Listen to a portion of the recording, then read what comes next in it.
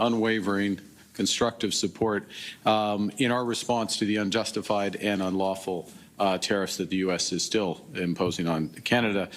We are fighting to get the best deal for Canada. That work is ongoing. Minister LeBlanc will be headed to Washington this evening to continue negotiations.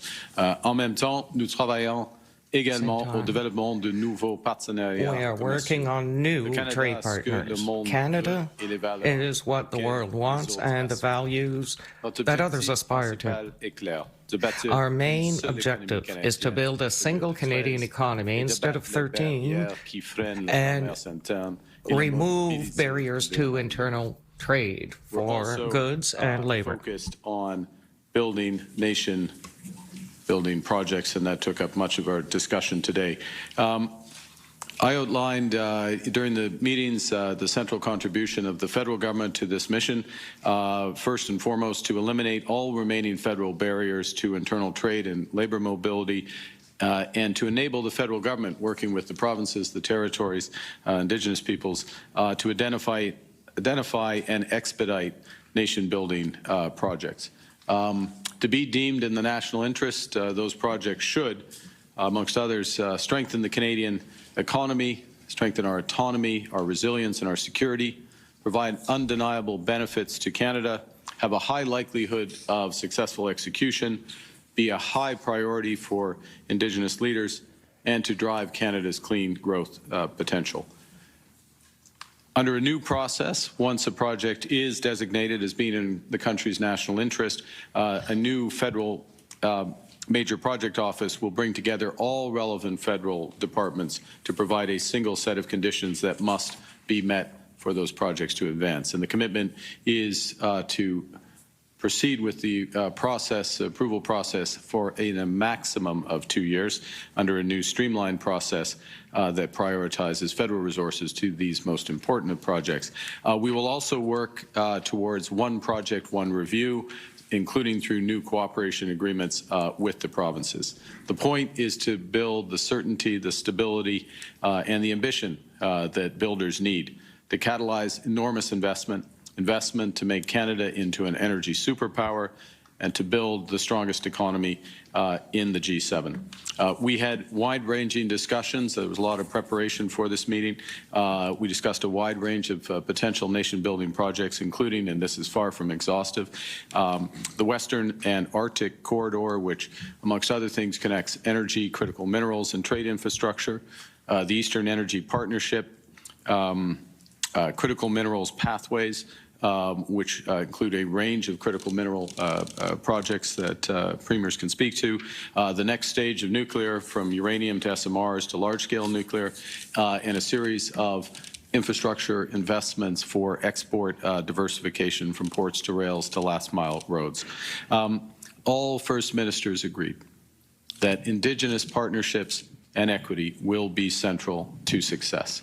And upcoming federal legislation will mandate both meaningful consultation with Indigenous peoples, both during the process of determining which projects are in the national interest and developing the conditions for each project.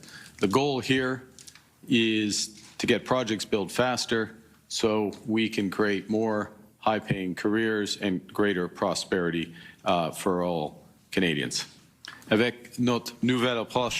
new approach, we will complete major projects and do it at speeds we've never seen before. We are going to support our provinces, communities, territories, and create good careers and prosperity for Canadians. This meeting demonstrated how we can give ourselves far more than any foreign government can ever take away. So we're in a position where we can build big, build bold, build one Canadian economy, and build now. Thank you very much. Merci, and I will now pass to Premier Ford. Well, thank you so much, Prime Minister, for bringing us together. It was a very productive meeting. I also want to thank Premier Moe for your hospitality. We had a great time over the last couple of days, a lot of discussions moving forward. So I also want to thank all the premiers. We have an incredible group of premiers.